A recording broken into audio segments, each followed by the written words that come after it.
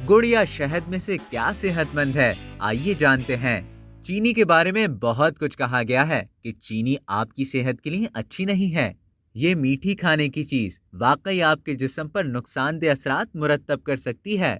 मोटापे, दिल की बीमारी या ज़ियाबतीस के खतरात से ये ख्याल किया जाता है कि चीनी आपके दांतों और मुदाफ़ियती निज़ाम को मुतासिर करती है और बुढ़ापे को भी तेज करती है। चीनी आपकी जल्द के लिए अच्छी नहीं है और फिर कुछ लोग यूं महसूस करते हैं कि वो चीनी के लिए कुछ मुतबादिल इस्तेमाल कर सकते हैं, जैसे गुड़ या शहद।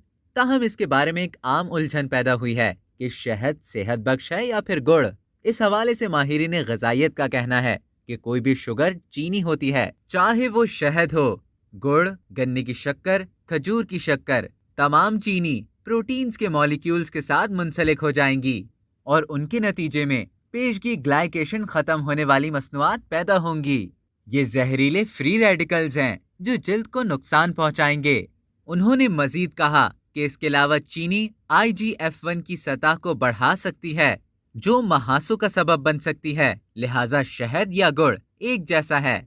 माहिरीन अक्सर मशवरा देते हैं कि अगर हम जवान जल्द हासिल करना चाहते हैं तो हमें चीनी के इस्तेमाल से परहेज करना चाहिए, और जो लोग बढ़ती उम्र को छुपाना चाहते हैं उन्हें चीनी से दूर रहना चाहिए, बशमूल गन्ने की शक्कर, नॉर्मल चीनी, गुड़। बुनियादी तौर पर हर किस्म की चीनी से परहेज करें।